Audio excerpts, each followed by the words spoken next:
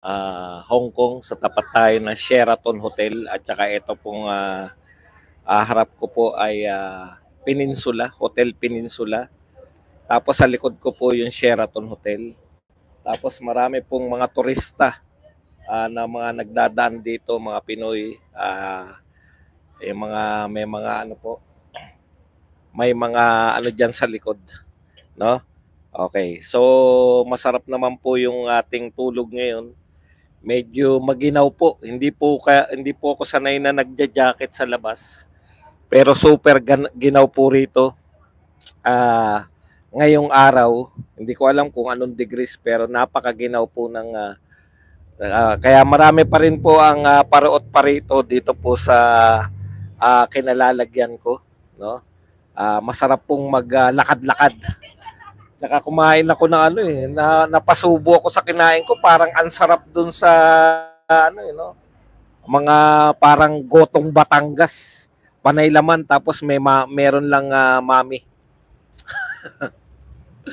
Okay. So, pag-uusapan po natin ngayon habang tayo ay dinadaan-daanan po dito ng mga turista sa iba't ibang lugar, no?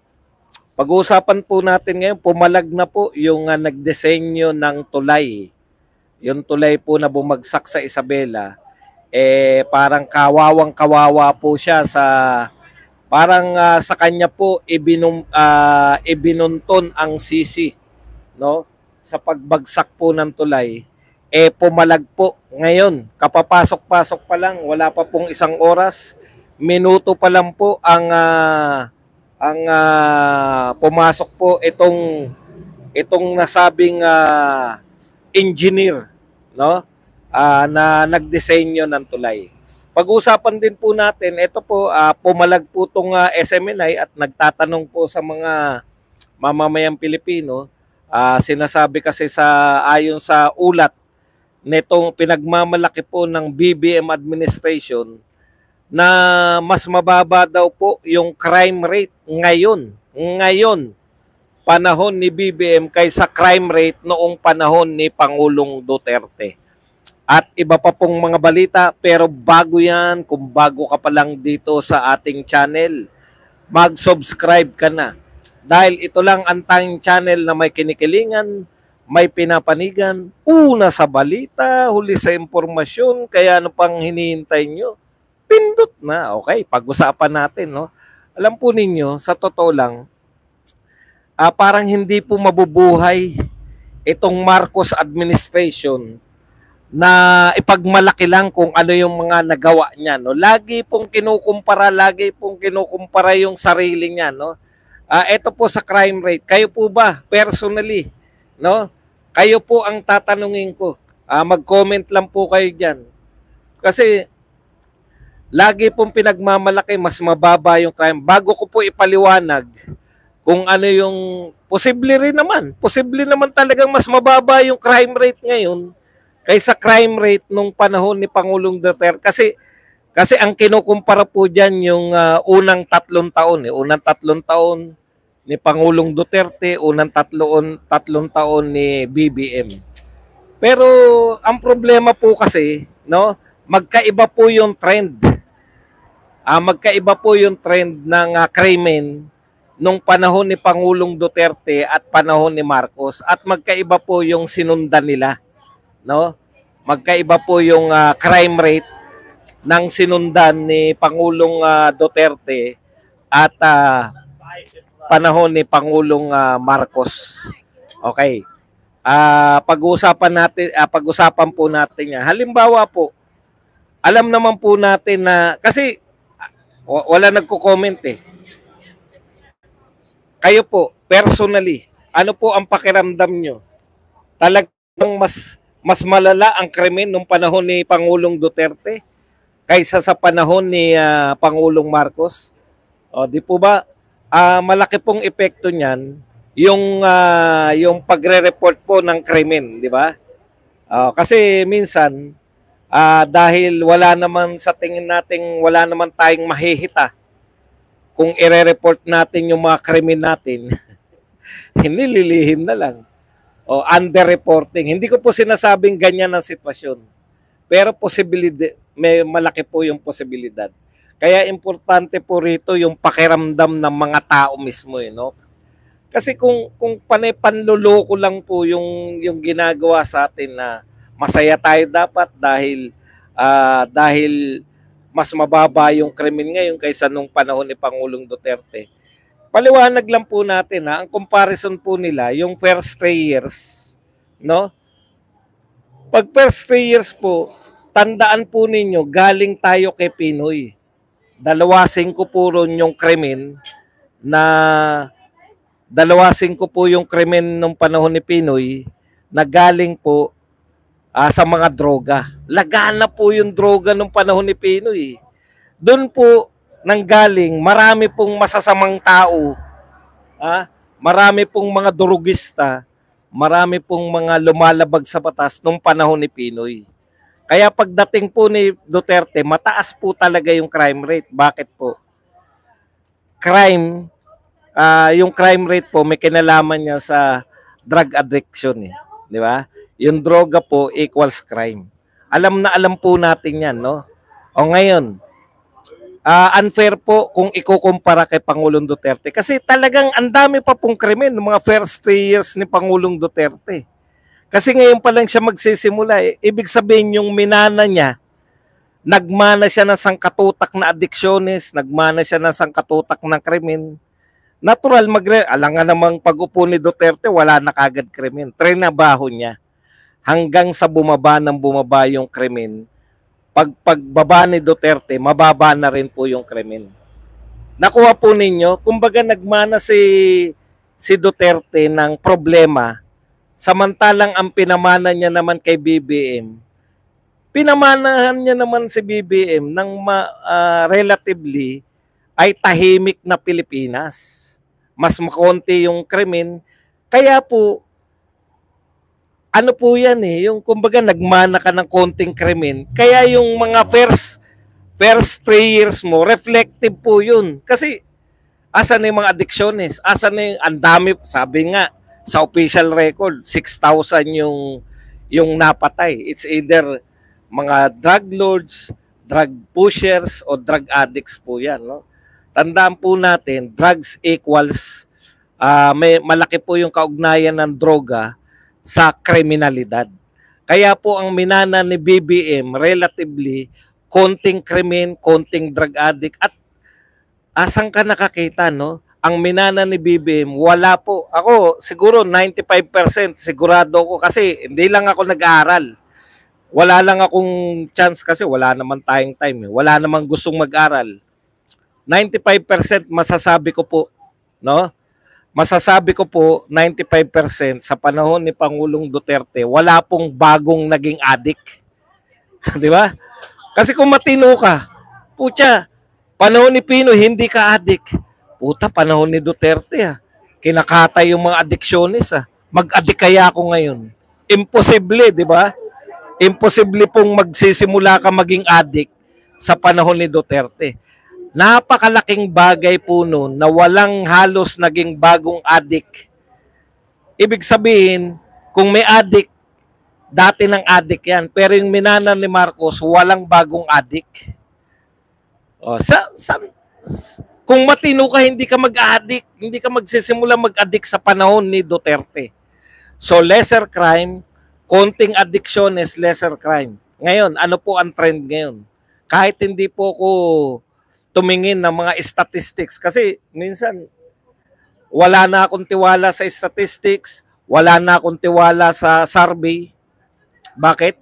Nakita nyo po kung paano dumugin yung mga kandidato ni Tatay Digong. Nakita nyo po kung paano dumugin si Digong at si Sara Duterte.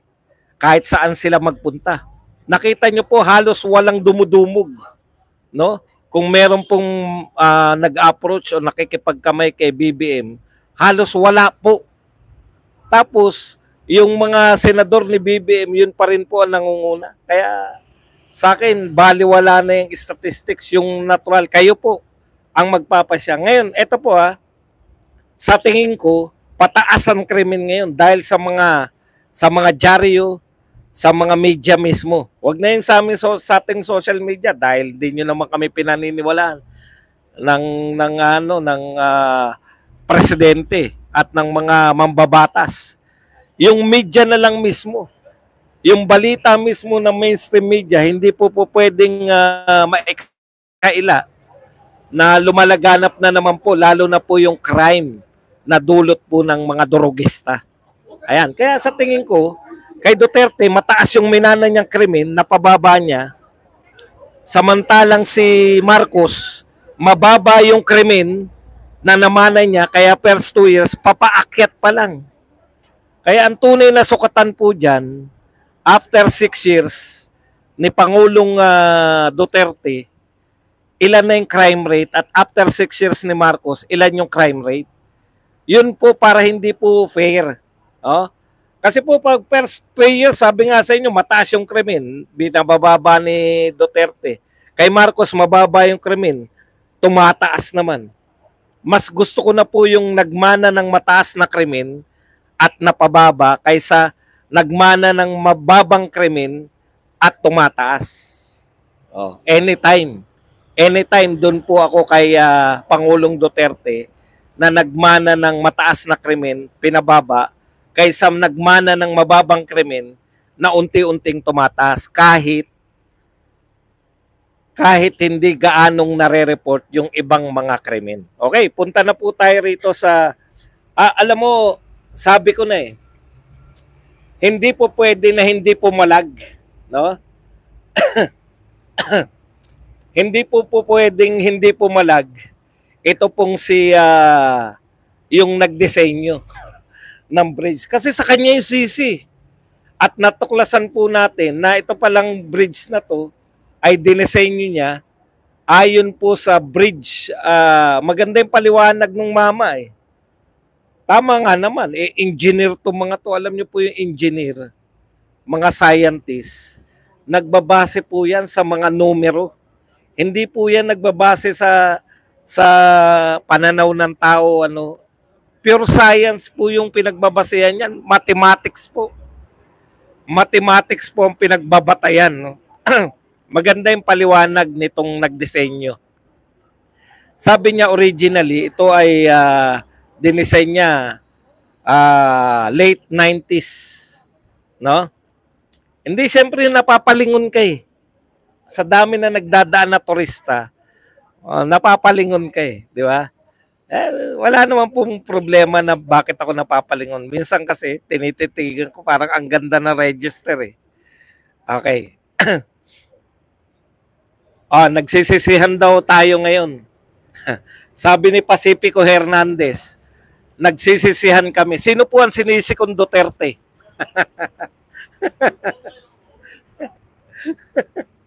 Nagsisisihan daw po yung mga Duterte. Alam nyo po, no? Napunan nyo ba yung mga pumapasok dito na BBM vloggers? Napunan nyo po ba yung mga pumapasok po dito ng BBM vloggers? May kahinaan po mga utak, no? Nagsisisihan daw po tayo ngayong mga Duterte tayo. Nagsisisihan tayo. Hindi, naghanap talaga ako ng magandang lighting tsaka video. Hindi gumagalaw kasi pinatong ko. Okay. Balikan na po natin, no? Alam po ninyo, yung nagdisenyo po ng tulay, engineer yan. Diba? Yung design yan, hindi po yan papasa. Kaya sabi ko po, imposibleng sa designer yan. O ngayon natin natuklasan. Ngayon po natin natuklasan yung buong pangyayari, no? Una, yung pong anong tawag doon? Yung pong tulay na yan, dinesign before. Yung tulay po na yan, mga late 90s, early 20s, dinesign po yan. Okay. So yan po ay angkop lamang doon po sa may building code o bridge code at that time. Okay. Na nakabase naman yung mga ah, sukat ng mga sasakyan nung panahon na yun. Luma na po yung design. Okay. So ngayon, ang kinakailangan po ng mga engineer, kung i-adapt mo yung design mula sa panahon na yan, na yung kapasidad po ng mga sasakyan ay hindi pa po kaya yung mabibigat, i-adapt mo rin dapat yung mga specification. No? Okay.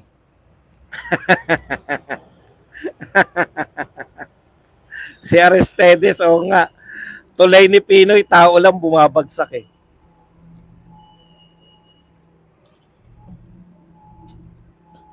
So kung tumataas po yung kapasidad ng mga sasakyan, dapat itataas mo rin yung kapasidad ng yung pagdidisenyo ng mga tulay.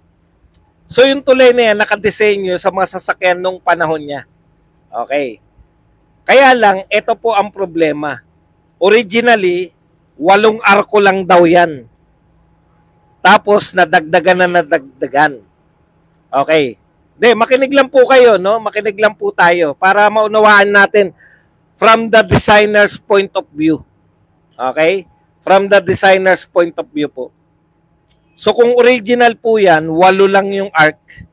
Tapos, nagdagdag sila ng arc. Nagdagdag po sila ng mga arko, hindi na po sinama sa pagpaplano yung original designer.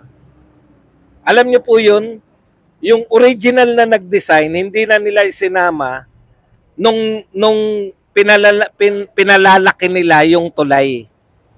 Okay? So yung original na kapasidad niya, dinagdagan lang nila.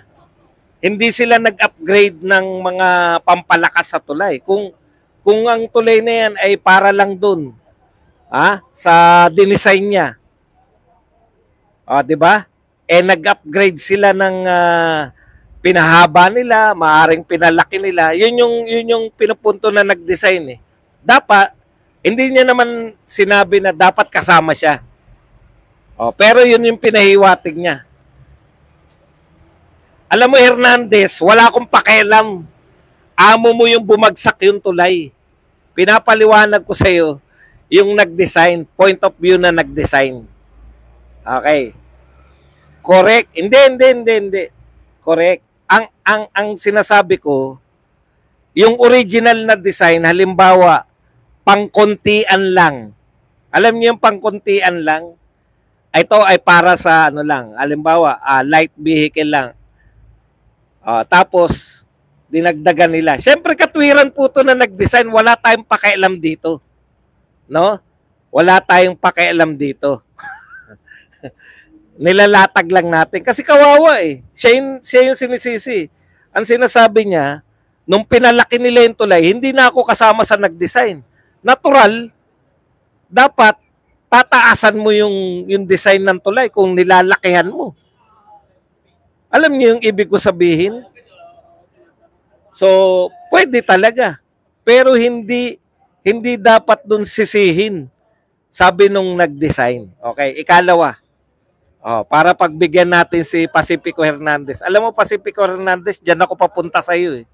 Sa sinasabi mo eh. Okay. Ang point dyan ngayon, ganito.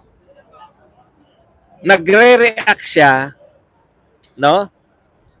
Ang pilon daw yaloy. Kita mo, hindi ka pala Pilipino. Paano ko maintindihan? Ang ganda, oh. Di ba? Yan yung sinasabi ko, kaya ako napapalingon. Pag may napapadaan na ganun kagaganda. Okay. Talo, pikon. Wala naman po napipikon sa'yo. Actually, gagawin kitang laruan mamaya. Tuloy na natin, ha. Ang point ko lang po, mga kapatid, ito yung pinakamagandang sinabi nung nag-design. Walang karapatan ang sinuman na magsalita. Nang wala silang basehan na ang tawag engineer. Teka lang. Buti, ko yan eh. Buti sinulat ko yan eh. Ayun. Okay, ang sabi ni nung engineer na nagdisenyo, wala aniyang mali sa disenyo. Ang problema yung muna overloaded yung truck. So overloaded yung binibintang niya naman. Pero ang maganda niyan sinabi, walang karapatan na magsalita ang sino man na manisi habang wala pa yung tinatawag na engineering, forensic engineering investigation. Ito po ang problema ngayon, no? Panay hula lang tayo pero may konklusyon na. Ang konklusyon, mali yung disenyo ng bridge. Pero ang sabi naman na nag-design ng bridge, walang mali sa disenyo. Overweight yung mga truck. Pero walang karapatan ang kahit na sino na magbintang hanggat walang nagaganap na forensic engineering investigation. Yun po pala yun, no? Forensic engineering investigation. At meron pa pong sinabi, eto pong mga, hindi ko alam kung yung engineer o yung contractor, sabi po nila, mula 2022, hindi lang po isa yung bumagsak na tulay. Mga 5 po ang bumagsak na tulay mula 2022. At pwede pong sisihin yan. Ang tanong, bakit 2022 nagbabagsakan? O, yung presidente kasi. Kasi kung hindi nyo ihigpitan yung overloading, parang ano po yan eh. Di ba? Wala akong alam ha. Hindi ko alam yung mga tulay-tulay na yan. Pero tama po yun. Wala kang karapatang magsalita, lalo na magbigay ng konklusyon. Engineer Marcos, hanggat wala naman kayong forensic engineering investigation. Yung tinignan nyo lang, tapos nag-conclude na kayo kagad. No? Hindi ko po alam yan. Wala akong kinakampihan dyan. Pero nakukuha ko yung punto nung nagdisenyo eh. Dinisenyo yan, maliitan na bridge lang, nilakihan nyo, hindi nyo na siya sinama. Yung original na nag-design, hindi na sinama ng nilakihan na yung bridge. O malamang.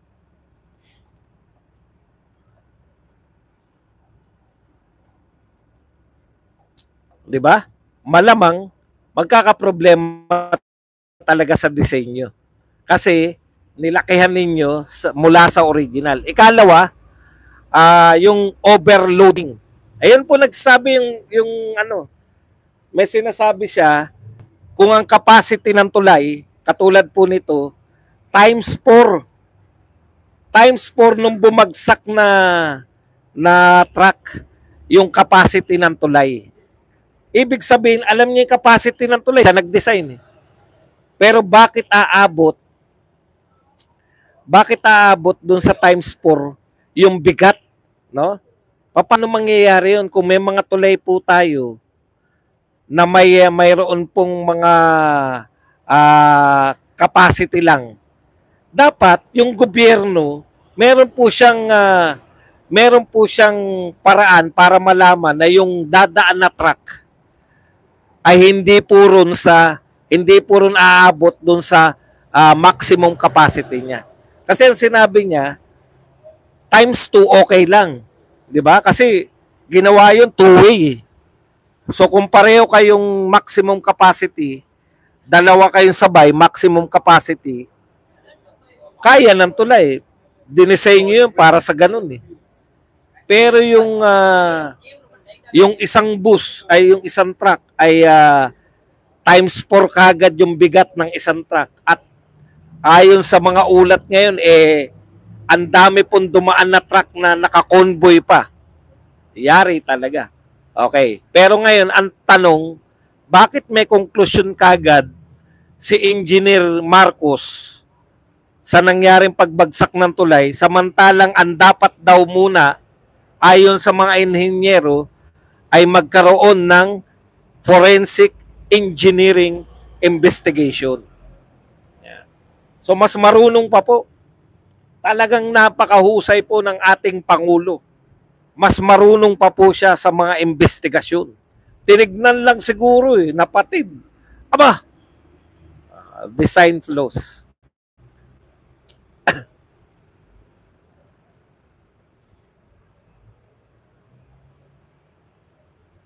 Ayon din sa isang vlogger na engineer, yung tulay na daanan din ng mga mining truck to say na di kinaya ng bigat is invalid daw. Wala po akong problema dyan kung mga engineer po yung nagsasalita. Nakita nyo po? Wala akong problema kung nagtatalo-talo mga engineer. Pero kung ang nagtatalo-talo ay mga walang kinalaman sa inhenyero, walang kinalaman sa pagdidisenyo ng tulay, may problema ako. Di ba? Putya, yung expertise nga no nag-comment ng nagsasabing flotation design yung expertise niya nga hindi niya magampanan. Ano ba expertise niya? Politika. Hindi nga niya magampanan yung pagiging pinuno ng bansa Tapos makikipag ano pa siya. Wala po akong problema. May kumontra ng engineer, wala pong problema doon. Pare-pareho silang engineer Kaya lang, hindi dapat magkaroon ng konklusyon hanggat walang investigasyon. Lahat po yan. Hindi lang po sa tulay na bumagsak. Hindi lang po pati po sa mga krimen, pati po sa di ba? Investigasyon muna bago yung akusasyon. Kaso, sanay sila Naakusahan na, katulad ng mga vlogger, naakusahan na narco vlogger, naakusahan na pogo vlogger, naakusahan na ng fake news bago pa ipatawag.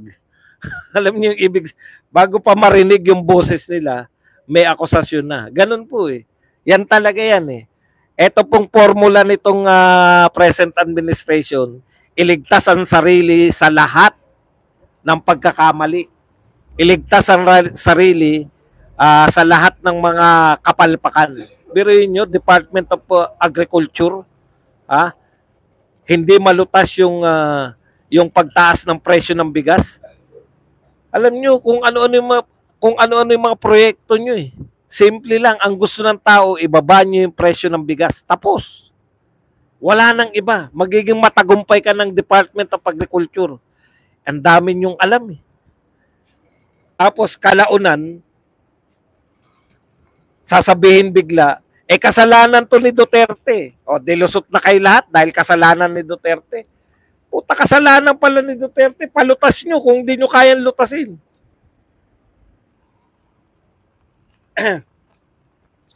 Okay, at dahil mapagmagaling si BBM, bago tayo pumunta sa inyong mga komento, eto po.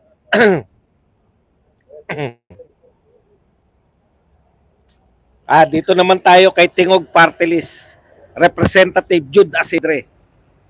Nag-react po siya sa sinabi ni Cynthia Villar. Sabi po ni Cynthia Villar, minamadali niyo yung Senado, ganun din, same as Senate President. Gaganda ng dumaan. Minamadali niyo yung Senado na kayo ay magkaroon na tayo ng magkaroon na ng hindi, wala po rito yung kaya ko lumilingon for security, hindi po. Pag may napapadaan po mga chiching.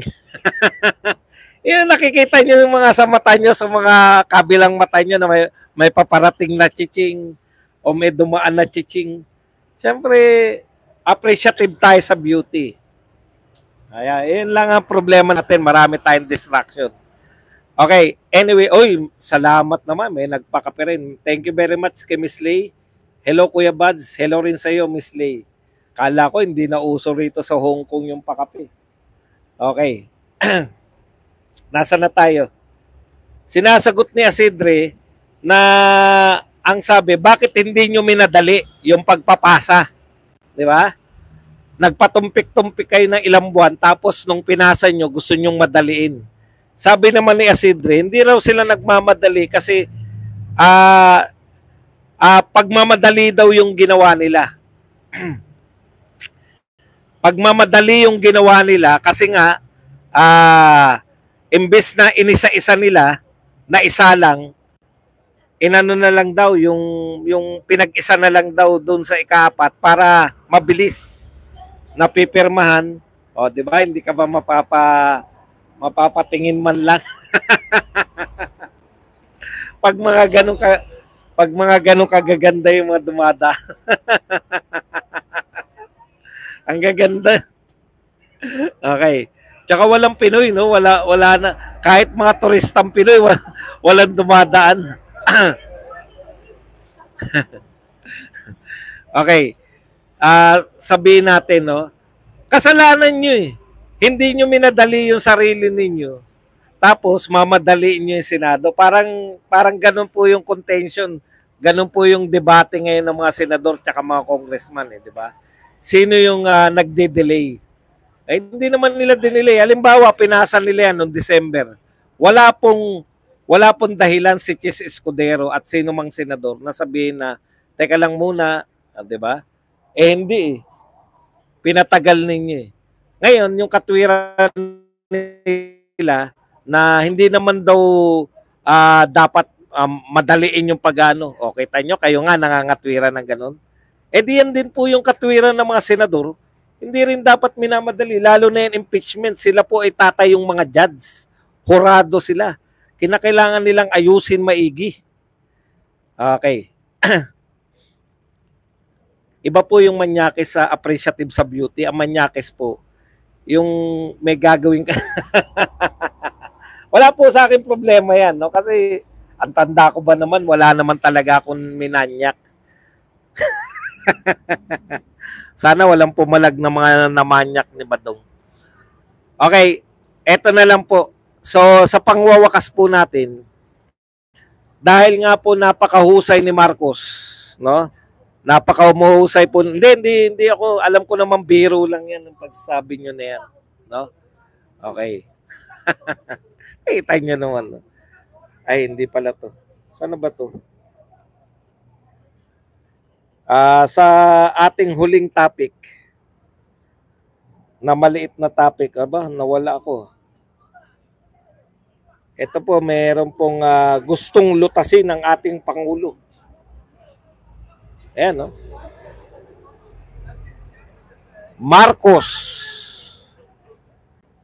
Marcos government studying solutions to address recent global changes.